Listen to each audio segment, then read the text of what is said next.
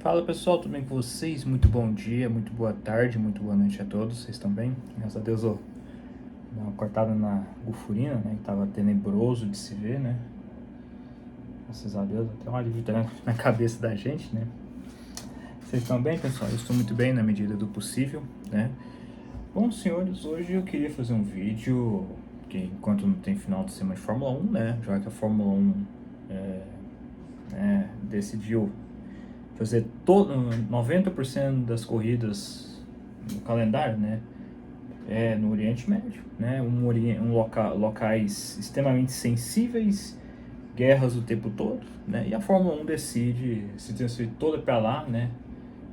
Claro que estou exagerando, né, mas não seria exagero da minha parte se a gente reforçasse o idealismo de que a Fórmula 1 tem sido cada vez mais para aqueles setores, para aqueles países, né, Catar, Abu Dhabi, Bahrein, Arábia Saudita, né, a China, né, esses orientes aí, né, esses países dali, né, e que são países que constantemente estão em guerra, né, e aí a ideia brilhante da Fórmula 1 é colocar tudo ali, né, em um período de guerras, né, que está acontecendo no Oriente Médio, né. Eu não quero muito entrar em detalhes de geografia por aqui, mas quem sofre somos nós, porque a Fórmula 1 teve de cancelar, né, e aí a gente fica aí quase um mês, ou mais de um mês, sem corridas. A gente tem que ficar aqui catando algum tipo de conteúdo que decorre no meio da semana para a gente comentar por aqui,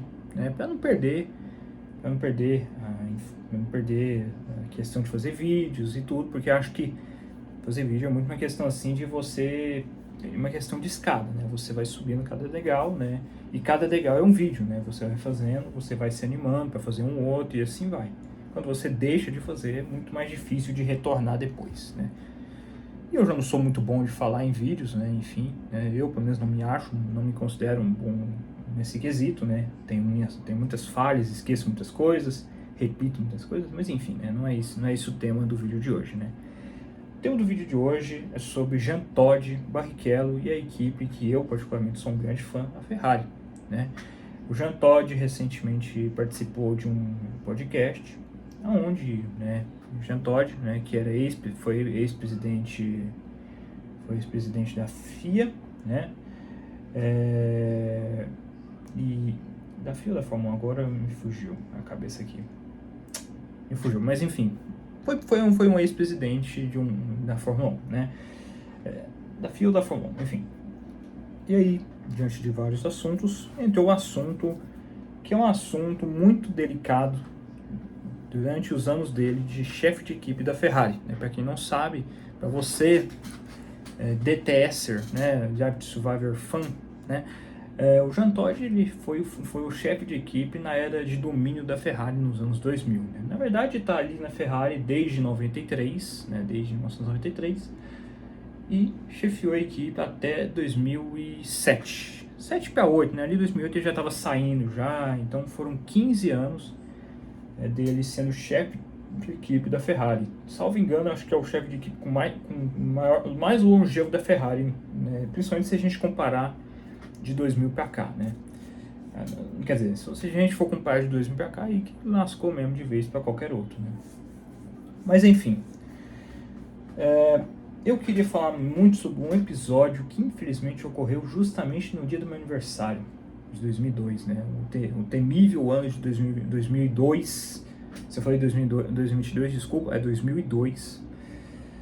O Grande Prêmio da Áustria de 2002, né, que aconteceu no Dia das Mães, no dia do meu aniversário, 4 dias depois em que meu pai... Não, 5 dias depois que meu pai quase sofre um acidente quase fatal, que quase tirou a vida de um acidente na qual ele estava viajando, estava voltando para casa, sofreu um acidente, quase morreu. Graças a Deus o meu velho tá aí, vive um filme forte, né, mas carrega as sequelas desse acidente até hoje, né, no dia 7 de maio de 2002, me lembro até hoje disso, né.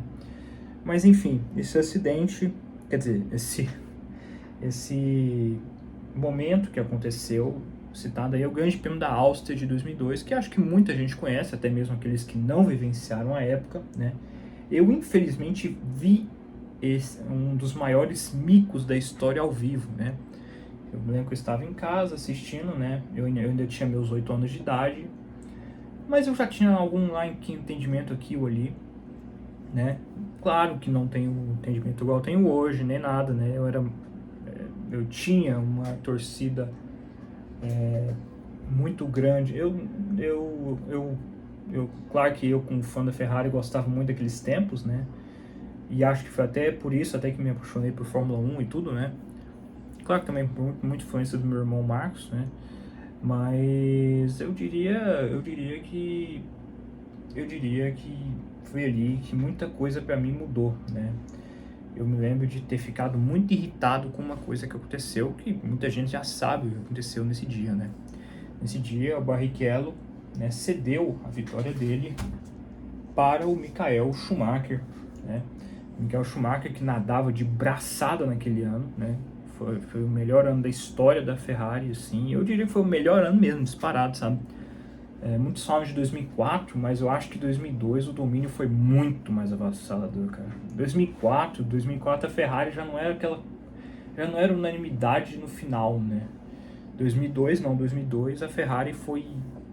Só para vocês terem noção do que era a Ferrari naquele tempo, senhores, a Ferrari, no início daquela temporada, tinha o carro de 2001, com algumas atualizações, claro, e bati de frente com a Williams e com a McLaren com carros totalmente novos, carros de 2002 mesmo, né? E a Ferrari com carros de 2001 estava batendo de igual para igual com os carros de 2002. E eles lançam a Ferrari F2002, né, que eu considero o carro mais dominante da Ferrari, né? Não mais o da história, né? Porque eu diria que isso aí é o do Verstappen de 2023, né? O RB19, né? Mas para mim, eu sempre considerei muito mais a F2002 do que a F2004 nesse quesito de domínio, tá? Mas enfim, né? E aí ele falou sobre esse episódio, né? Que aconteceu na Áustria, né? Ali o Barrichello dominou os treinos livres, dominou a qualificação, né? E aí ele tinha tudo para vencer aquele grande prêmio e na última volta, depois de muita pressão da equipe, ele deixou o Schumacher passar na linha de chegada, contrastando o maior vexame da história da Fórmula 1, na minha humilde opinião, tá? Para mim, eu considero aquela como um dos maiores vexames, para alguns é um dos, e para mim, eu considero o maior vexame da história da Fórmula 1, né? Porque foi ali que um piloto mostrava as caras, as ordens de equipe, né? Um ano antes, curiosamente, no mesmo Grande Prêmio da Áustria, só que de 2001, a Ferrari pediu, né, deu ordem, melhor dizendo, né, ao Barrichello para fazer a mesma coisa, né? O Barrichello na ocasião estava em P2, o Schumacher em P3, estava um campeonato acirrado entre o Schumacher e o Coulthard em 2001, né? E a equipe mandou o Barrichello deixar o Schumacher passar, e o Barrichello deixou, tá? O Barrichello deixou, ali era uma circunstância de campeonato, né? Em 2002 a equipe alegava que era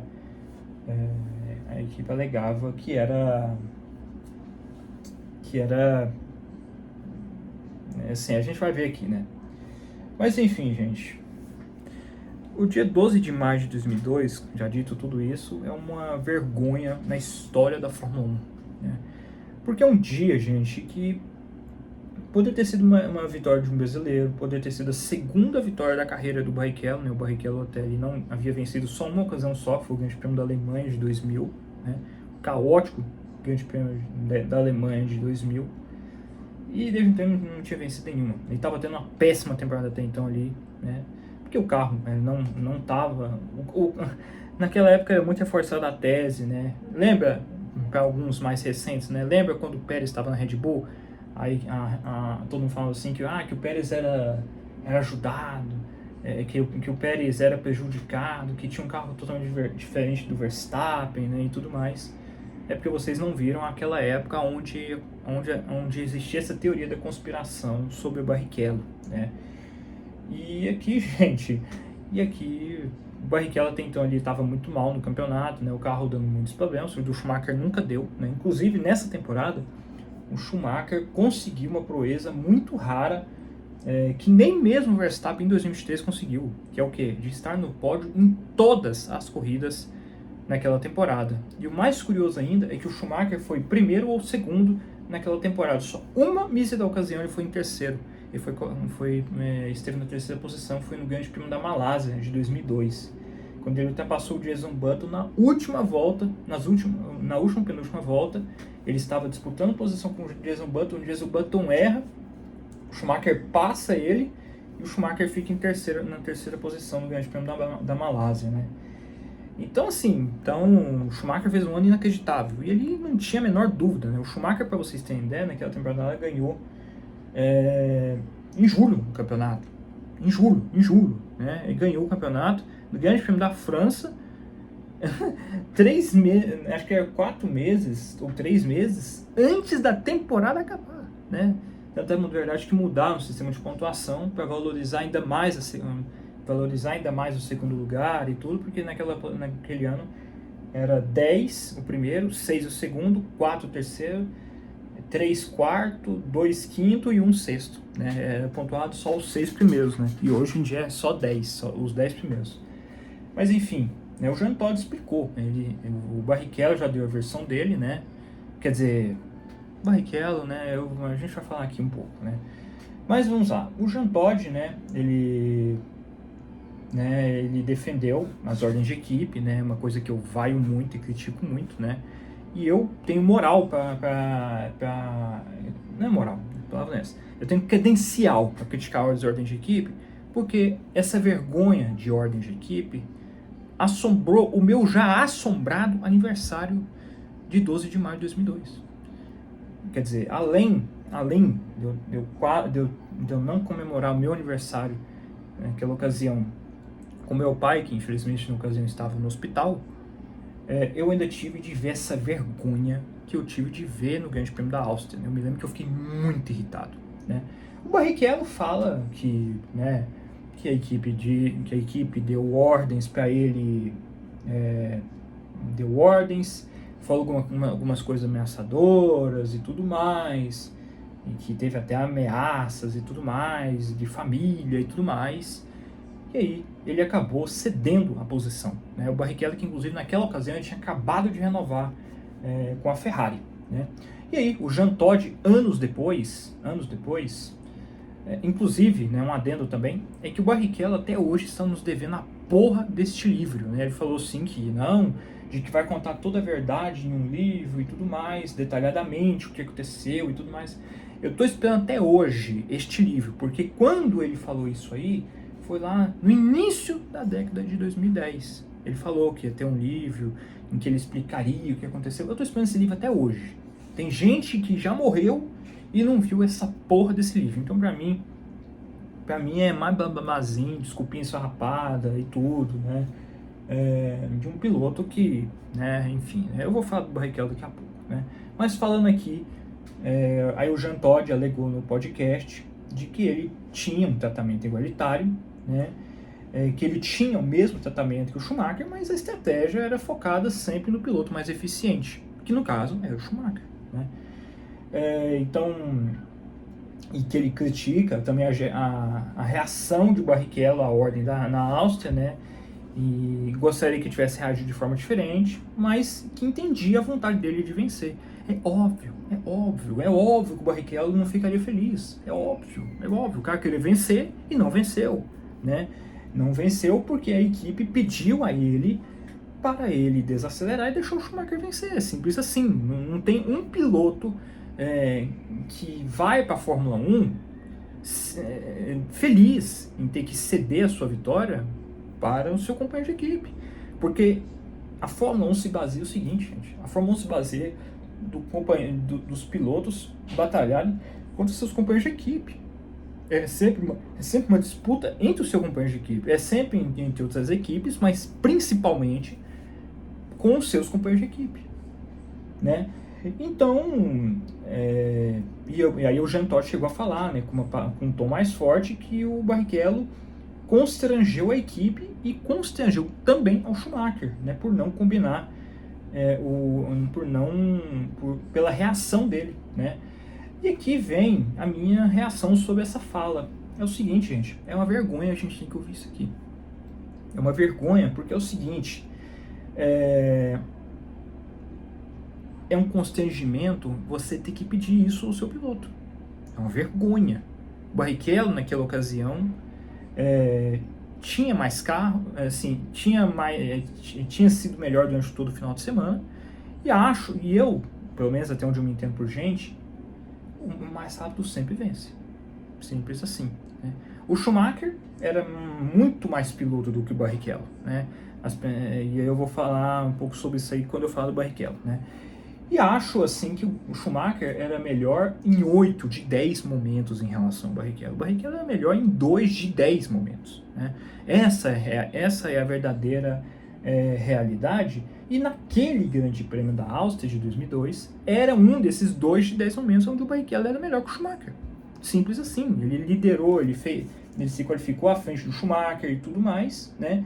Mas a equipe, em privilegiar a situação do campeonato e tudo, né? E uma outra coisa também que aí eu quero saber do Barrichello, eu espero muito que o Barrichello responda as declarações do Jean Todt sobre isso, mas é o seguinte também, o Jean Todt afirmou de que afirmou, além, também outro fator também, declarou que não teve pena e que repetiria a ordem, né? Isso aqui é muito reflexo dessa Fórmula 1 de hoje, né? A gente fala muito dessa Fórmula 1 de hoje de pilotos serem omissos e da equipe cada vez mais apossando seus pilotos com a mediocridade de deixar entrarem em suas cabeças e tratar eles como marionetes. Já acontecia isso lá em 2002 já, tá? Já acontecia isso lá em 2002, né? E mais uma coisa que contradiz o que o Barrichello, tudo que o Barrichello já falou nesses longevos anos e tudo sobre este grande prêmio, e que ele nunca falou, é de que a equipe já havia combinado antes da corrida, e que ele contrafez no final, né? Tipo assim, se era um combinado, então por que o Barrichello ficou tão chateado, né? E aí eu entro na questão do Rubens Barrichello. Senhores, o Barrichello, eu tenho essa teoria dentro de mim, né? E eu sempre vou pensar assim, que o brasileiro em relação ao Barrichello,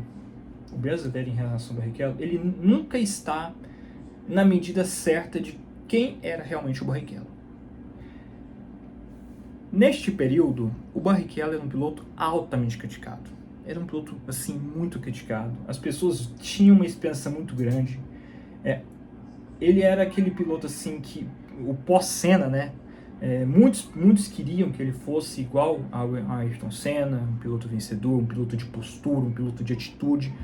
Mas as pressões, né, do pós-Senna, né, a morte do Ayrton Senna, colocou no Barrichello esse estigma de que ele seria esse Ayrton Senna que todo mundo queria que ele fosse. Mas não foi. Não foi. E as pessoas subestimavam completamente o Barrichello. Tinha zoeiras na própria emissora que transmitia a Fórmula 1, né, que era o Cacete Planeta. O Cacete Planeta, toda semana pós-corridas, era sempre uma zoeira com relação ao Barrichello. O termo Barrichello pé de chinelo surgiu com o Cacete Planeta. E aí, até aí, né? Então o Barrichello era altamente criticado, era altamente subestimado. E essa crítica de subestimado, para mim, nunca fez muito nexo. Foi muito mais por uma questão de zoeira do que por qualquer outra coisa. Mas aí, os anos foram se passando e as pessoas começaram a enxergar no Barrichello um heroísmo nele. Mas aí chega um heroísmo exagerado. Um heroísmo onde falam de que o Barrichello só não foi melhor que o Schumacher por causa que a Ferrari não queria que ele fosse melhor que o Schumacher. Em que as pessoas até hoje em dia superestimam os feitos do Barrichello. Então as pessoas, elas não têm um medidor correto do que foi o Barrichello na Fórmula 1. Eu, particularmente, acho que o Barrichello, para mim, foi o melhor segundo piloto um segundo melhor piloto que eu já vi de uma equipe. O Barrichello, ele foi primordial nesse domínio da Ferrari dos anos 2000. Inclusive até o próprio Jean Todt reconheceu isso, que ele reconhece que o Barrichello foi fundamental para esse domínio da Ferrari. Mas que o Barrichello não faz frente ao Schumacher, gente. O Barrichello não fazia cócegas. É como eu disse há pouco, 8 de 10 momentos o Schumacher era muito melhor que o Barrichello. Havia 2 de 10 momentos onde o Barrichello era melhor que o Schumacher. E justamente nesse grande prêmio da Áustria, o Barrichello era melhor. Então as pessoas, elas não têm uma real noção do que foi o Barrichello na Fórmula 1. O Barrichello, para mim, é um piloto respeitadíssimo, é muito bem falado na Fórmula 1, mas infelizmente muitos colocam um naipe assim de que ele era muito melhor que o Schumacher e só não era porque a Ferrari não queria. Não é verdade. Não é verdade. O cara, o Barrichello fez um feito enorme na Fórmula 1, que foi por muitos anos até um recorde de mais tempo pilotando um carro de mais anos, maior número de grandes prêmios na Fórmula 1. E ele tem total méritos por isso, porque é um piloto muito competente, é um piloto muito profissional, feedbacks excepcionais, mas não tinha a bagatela de ser campeão. Não era um piloto para ser campeão. Igual muitos hoje em dia acham que ele é. Então as pessoas não têm um senso comum, nem na época e nem hoje em dia, do que é que foi o Barrichello. O Barrichello foi um excepcional piloto, mas não tem esse gabarito para ser campeão, não tem. É simples assim, a matemática é essa. Os números, os resultados mostram isso. As suas atitudes mostram isso. Porque um piloto que é campeão não cede posição. Um piloto que é campeão não quer saber disso. Infelizmente, hoje em dia, a gente tem que ver piloto campeão que cede posição. Porque as equipes apossaram desses pilotos e eles aceitaram ser marionetes das equipes. O Barrichello é o precursor dessa nutelagem que é hoje a Fórmula 1, desses omissos, dessas marionetes. Então ele, queiramos ou não, é o precursor disso aí. Havia outros pilotos também que faziam isso há tempos. O Gerhard Berger, quando ele era companheiro do Ayrton Senna, ele fez isso várias vezes. Também era um precursor disso aí que a gente vê hoje. Então, gente, o que eu penso sobre isso aqui é nojo. É nojo. E uma coisa que me fazia aplaudir na época era a reação do público. Reações assim, ó. Quem vê o vídeo aí do final, que foi o Grande Prêmio da Áustria, vai ver isso. O público fazendo assim, ó. O público austríaco, que tem grau de parentre, que é vizinho ali da Alemanha, que tem muitos DNAs ali alemão por ali, e viu um piloto alemão vencer e vaiou pela forma que este piloto alemão venceu. Hoje em dia não tem isso mais. Hoje em dia as pessoas batem palminhas. Eu não vou bater palmas com isso, jamais. Então, gente, essas declarações do Jean Todt só reforçam o precursor do mico escancarado. Mas os tempos eram outros, né? O público tinha voz naquela época. Inclusive gerou até punição de ordem de equipe. Infelizmente a gente não tem isso mais, né? Hoje em dia, né? Hoje em dia a gente vê comentaristas, hoje em dia a gente vê analistas que apoiam as ordens de equipe, né? Então, gente, é só decepção quando a gente vê esse tipo de coisa aqui.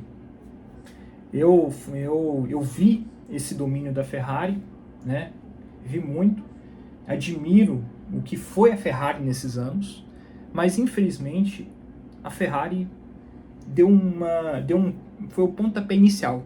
Inclusive, vocês sabiam que os team radios que tem hoje em dia, né, os rádios expostos publicamente e tudo, é tudo por causa desse episódio aí, tá? É por causa desse episódio. A primeira vez na história em que foi transmitido o pós-corrida, né, onde a gente teve visto os 3 primeiros, foi nesse Grande Prêmio da Áustria aqui, de 2002, porque todo mundo queria ver o que foi falado, todo mundo queria ver a patifaria que foi. Mas uma patifaria, e assim, gente, eu entendo o Jean Todt e tudo, mas não dá para apoiar isso, gente. Mas por outro lado também eu penso assim, poxa, então, mas o Barrichello aceitou, né? O Barrichello disse sim. Cadê o jogo de cintura nessas horas? Naquela época ele tinha o público a favor dele. Naquela época ele tinha fatores ali mais a favor dele. Hoje em dia, um piloto fazer isso, infelizmente, ele vai ser criticado, ele vai ser ameaçado nas redes sociais. Naquela época, não. Naquela época, se o Rubinho tivesse vencido aquela corrida, ele teria o apoio do público. Ele teria o apoio dos fãs, ele teria o apoio dos analistas, dos repórteres, dos jornalistas. Ele teria o apoio de todo mundo, menos da equipe. Mas ele não tem esse DNA. Não tem. E não é que seja necessário o piloto ter esse DNA de campeão para não ceder posição. Olha o Lando Norris. O Lando Norris foi campeão e já cedeu várias vezes posição para o Piastri, para o Ricciardo, para o Carlos Sainz, né? Que foram seus companheiros de equipe ao longo dos anos, né? Então, infelizmente, os campeões que vão se surgindo com o passar dos anos vai ter esse tipo de manchinha no DNA deles. Mas naquela época não. Naquela época não. Naquela época lá, se você fazia isso, você não tinha mais o DNA de campeão. Você assinava por conta própria que você não estava pronto para ser campeão. Então é isso aí, senhores. Então é isso que eu particularmente penso. Lamentável a atitude da Ferrari. E assim, gente, eu não acredito mais na tese de que a gente vai ver algum dia o livrinho do Barrichello. Eu não acredito nisso mais. Não acredito. Eu já deixei de acreditar nisso há anos, inclusive. Mas o Barrichello, eu acho que é muito mais uma desculpa esfarrapada. Porque queiramos ou não queiramos, tudo isso começou a partir do momento onde ele tirou o pé do acelerador, colocou o pé no freio e deixou o seu companheiro de equipe passar. Não precisaria de nada disso aqui. Seria mais um grande prêmio num dia cruel para mim, né? Foi no caso meu aniversário e sem o meu pai ao meu lado, né? E meus parabéns ao Barrichello, que conseguiu transformar esse dia aí mais sombrio ainda para mim. Né? Para mim, não tô falando por ninguém mais, tô falando por mim. Tá? Mas, então é isso aí, senhores. Um fortíssimo abraço a todos. É isso aí que eu particularmente penso sobre esse episódio do Grande Prêmio da Áustria, mencionado pelo Jean Todt recentemente no podcast. Fortíssimo abraço a todos e falou, pessoal. É nóis.